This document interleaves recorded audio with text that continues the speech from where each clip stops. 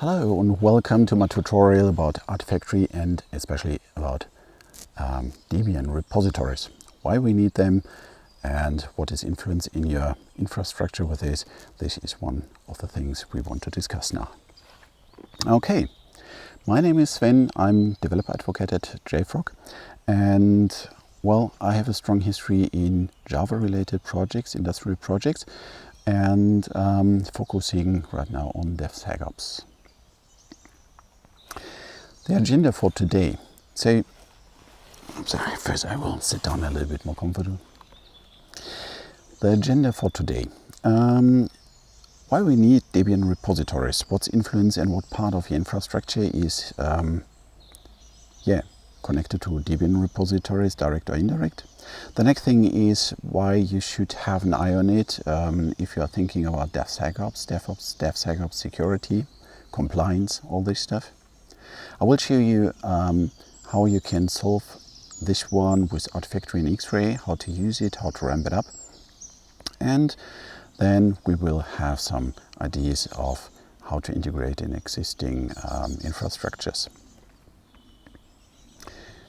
Why you need Debian repositories?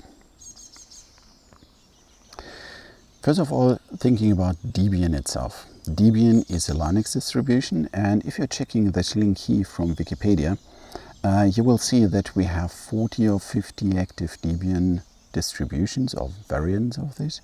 And one of the more famous one is Ubuntu, for example. But in general, you have a lot of active Debian distributions. And what is part of, what's a place where you're using this Linux? It could be a server installation, classical one on bare metal, but as well it could be infrastructure, something like a router, or it could be an embedded system where Linux is running. So even this one is interesting. And you have classical desktops where people are developing or office work or whatever. And for developers, especially VMs and Docker images in Kubernetes. So how this is running, you have this Linux machine, and during the installation, earlier or later, you will have the need to add some new packages. For example, you have a network install, or this network install image, all the needed components after the minimum system is installed via repository from the remote locations. Means during the installations you are connecting these repositories, and later if you are updating a system, then as well you need the connection to this repository. Security patches, again part of this repository, and mostly it's not in a way that you have just one repository, you have a lot of repositories, because if you're installing Docker on Debian, at least there you need one additional repository from Docker to have access to these binaries. DevSecOps. So if you're checking the points where you're connecting to this one, because you're using Linux, I'm just using here a plain production line for software development, for example. Then during the coding process, you have your developer machines, you have your Linux-based toolings. Your CI environment is based on Linux, maybe components that you are ramping up and ramping down for testing, packaging, monitoring, software, whatever in the whole production line you're looking at. It's mostly something where Linux is not so far away. So it means you have a huge amount of components that are relying on something you have no control about. For example, you have no control about how long something or what is delivered or stored in one remote repository. So it's not only the availability a challenge, even the binary itself. You're installing something and then later you want to have it again, and exactly this version is just not available anymore. If you're installing different environments, you will have access to different repositories. So in the end, you have to handle a lot of different repositories, and this means every machine have to be configured individually, because in sources.list you have to say explicit what is the target of the repository. So direct or indirect, a lot of places in your company are affected by these repositories and their structure. Thinking about security means that you have to add security everywhere. It's not a dedicated place where you're saying, now I have a security check. Security is everywhere or should be implemented everywhere. If you want to have a little bit more details or some ideas about DevSecOps in detail, just check out one of my other tutorials about DevSecOps up and running, for example. But you see here that security is needed everywhere. So what does it mean? In an ideal world, you would have repositories outside, and then inside your own infrastructure, you would have your own Debian repository. From this one, your Linux machines would be just fed so that every Linux machine inside your network or inside your environment will just connect to your repository, and this will give you the possibility that at exactly this point you can start implementing security and compliance rules and checks. The pros for this is that you have full control about the repository and the content itself. So it means how long a version is available. It really depends on you, not on something that is managed by someone somewhere. You have the availability in your hands to make sure that you are independent from the availability external resources or maybe the internet connection itself. The amount of repositories could be lower compared to regular configurations, but you have everywhere the same configuration. And last but not least, you haven't sped up because you're just caching stuff. And if you have this Debian repository in place, this is a point where you can implement security and compliance scannings. So this would be an ideal world. How to use this and how to implement this one with Artifactory and X-Ray. Artifactory is a repository, and you can have inside Artifactory different kind of repositories. One version or one kind is Debian repositories, and then you can connect with X-Ray and scan the content of this repository. So it means that you will have a repository internally that will connect to the outside world, store this stuff in Artifactory, and X-Ray is scanning this one to define what is the pro and con of this, or what you want to scan.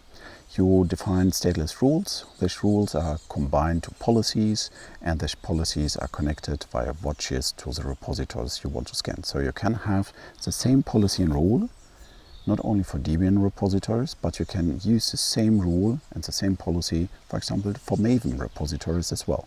This makes it very convenient to implement company compliance and security rules. So, okay, so how to do this one? There are some special things with Debian repositories. For example, a Debian repository, you can't merge all Debian repositories together, but you can merge together, for example, mirrors of a repository. It's different to Maven repositories. There you can just merge everything together in one virtual repository, but with Debian the structure is not so clearly defined, and the addresses, so it means some content could hide other content. So it's a good advice for every remote or for every repository outside in the world, creating a remote repository internally. And then the next thing is that if you have mirrors, you can add different remote of mirrors together in one virtual repository.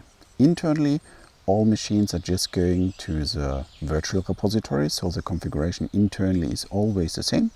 But with the remote repositories, you can just go and follow the changes in the outside world. For example, there is a different mirror, or the URL is changing, or whatever. So it's a very flexible system and low maintenance internally. Yeah, that's it. If you have this virtual repository with your naming schema, your internal naming schema, yeah, you can add this one to sources.list, and that's it. Then you have access to it. access.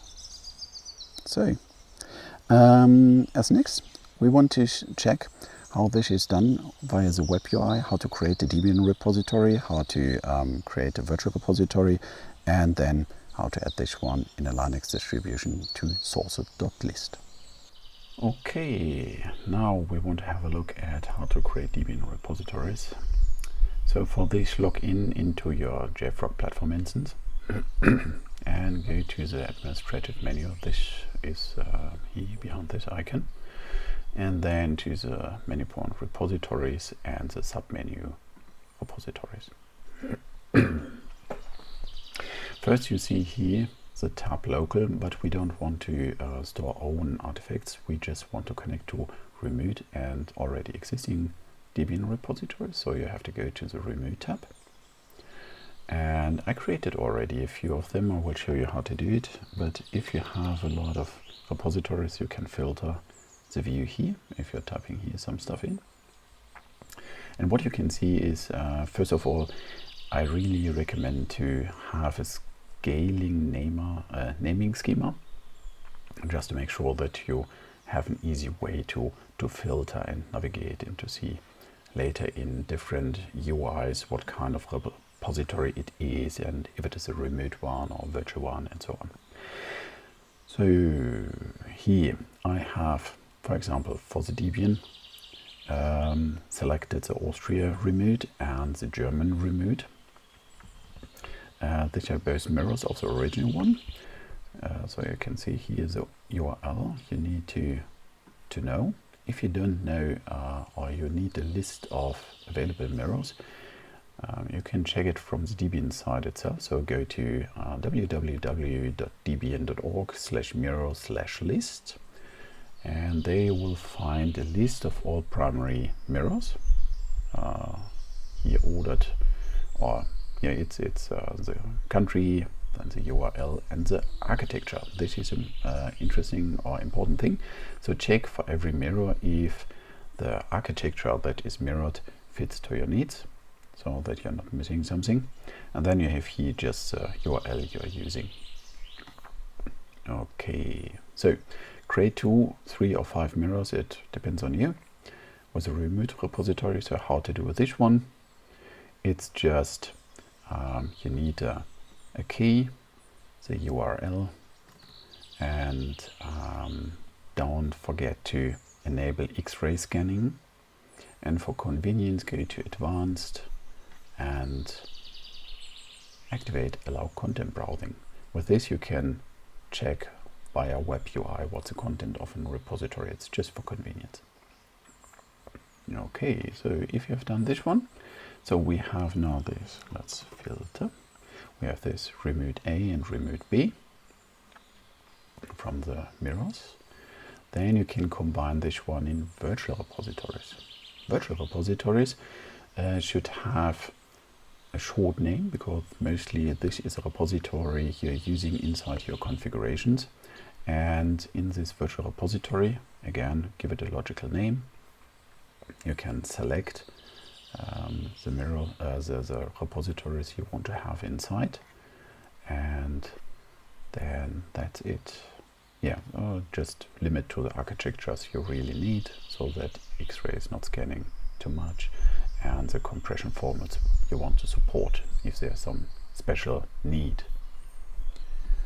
So, by the way, how to create. If you start creating a repository, normally you're clicking to New, and then you have to select this type of repository, for example here, the Debian one, and then you can start filling out everything.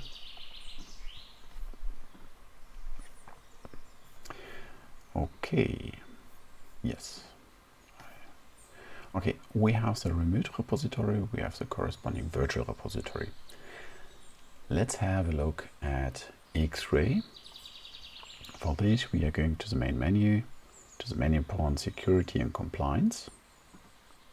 And here you have 2 sub-menu points, Policies and Watches. I will give you just a briefly overview. I have a more detailed tutorial about X-ray itself and the possibilities. So this is just a short overview. So what you need is, you have to create the stateless and technology independent rules and policies. Means a policy will contain some rules. A rule, I will edit this one, has a logical name. You can select if you want to have some of this predefined security levels checked, or you want to go to a dedicated range of CVSS scores. Here I just want to see an information in my web UI. I don't want to trigger and failing builds and all this stuff. It's just for overview purpose. This is why I'm calling it rule show everything. If you have this one, you can add a bunch of rules to a policy. The policy should be something that will help you to organize more the use case for the company. So here are the technical names, more or less the technical names, and here could be the domain specific names. And yeah, that's it. If you have a policy, then we can start creating watches. Here again, I have different watches. I have here my watch Dbin overview. You see I have connected resources, and this is exactly what we want to do here. We want to connect policies with resources. Let's have a look here. If you're looking inside this watch, you will see the whole list, what was found. You can here filter all this stuff. And for example, here we have inside Debian Buster, GNU-PG, version whatever. Then you can see what was found, some more detailed information, what's a component, if it is in compliance on security issue, and so on, some descriptions. What you see here now is a very small graph. You see just Debian Buster, this package has something. For this to show how powerful X-Ray is, I created another watch that is checking some Docker images. Docker images are containing Linux distributions, and here, for example, Debian. So I created some Docker image, for example, here some demo Docker image. I have something found, and now you can see that inside my Debian IP tables, in this layer, in this Docker image, this was found, and then you have this summary and all this stuff. So what does it mean is, if you have a jar inside a servlet container, inside a Docker image, inside and so on, you can see the whole dependency tree, and all components are in one big component graph, so that you can see this security issue here inside my operating system will be used, for example, in this Docker image that is the base for my whatever you're doing with this Docker image. Okay, so this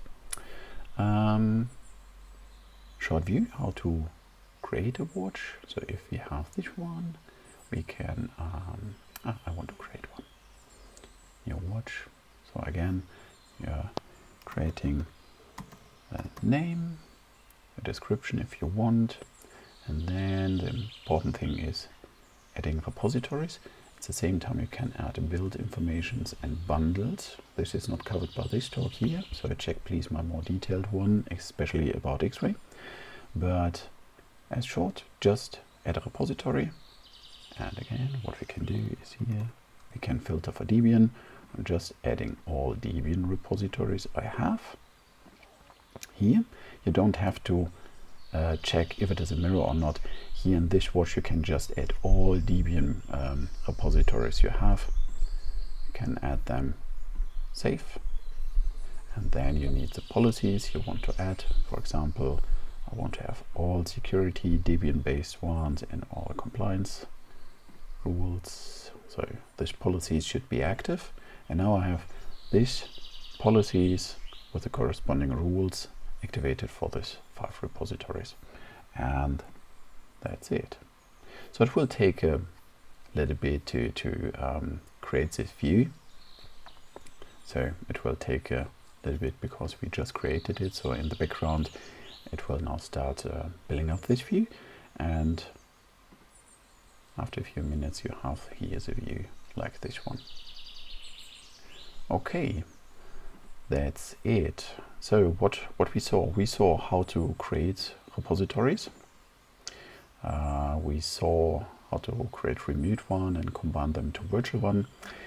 Then we saw how to create policies with rules and watches. By the way, this demo watch I can just delete. And there's one thing missing. Artifactory. We want to navigate through artifacts. So you can see here, for example, this virtual repository Debian. Then content browsing is allowed. So you can go inside this. But the most important thing is this URL. This is exactly the URL you need in your sources.list to access this one. If you're not so familiar, you can get help here for this, how to use it inside your Debian distribution. Set me up is a point. Then you can just select what type of repository you want to have. Here it's pre-selected based on my navigation here. It's my Debian repository, otherwise check a different one. And then you will see here, for example, the command, how to add this one to your sources list. And here you see again inside this command what's the place of this file. That's it. After this you can just connect, install and update your system.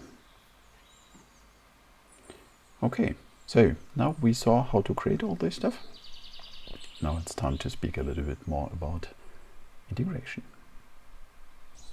Okay, now we know how to do all this stuff in the web UI, how to create Debian repositories and add this to your Linux distribution. The next one is how to use the power of integration that you have with, for example, X-Ray. X-Ray itself can, based on the policies you created, for example, send out information to your CI environment to break a build. Your Jenkins or your CI environment is building a Docker image, you want to scan this one immediately, and if there is something affected inside, you can just break the build, so the Docker image will not be created, will not push to your Docker registry, and nothing will be infected. So the next one is you can notify or send email. This is just a notification, but the really interesting things is you can start webhooks, and with this you can just trigger external processes, or everything can be accessed via REST APIs. So the whole infrastructure can be managed as well as used by a REST API. So with this you can consume third-party products, or it could be consumed by third-party products, for example for reporting or compliance tools or something similar. If you want to try it by yourself, and I really would recommend to try it, go to jfrog.com and start a trial. It will take approximately 10 or 15 minutes, and after this you have your own instance with Artifactory, with X-Ray pipelines and all this stuff, and then you can just start using this one and test it. So how to do it? Go and start a trial, then create a Debian repository. For example, a mirror, just a remote repository for the Debian mirror. Start a Debian VM and add the repository explicit to sources.list. If you have this one, start an update and see what's happening. And if you have created a watch in X-Ray, just check the report, what components you're using, what compliance issues you have or security issues. So that's it. We spoke a little bit about Debian repositories and how many parts in your developer lifecycle is infected or influenced by this one.